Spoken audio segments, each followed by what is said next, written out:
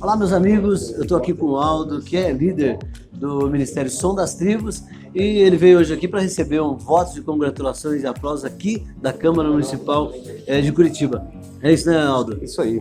Eu fico muito feliz em receber isso, que é um reconhecimento que a gente precisa fazer sempre, tentar fazer as coisas por amor ao próximo, né? Isso é uma recompensa pra gente. Tá certo, eu fico também agradecido por você vir, né, receber essa homenagem aqui da Câmara, e em meu nome e em nome de toda a Câmara, agradecer pelo trabalho que você faz por toda a Curitiba, tá bom? Obrigado. Curitiba, conte comigo, conto com você.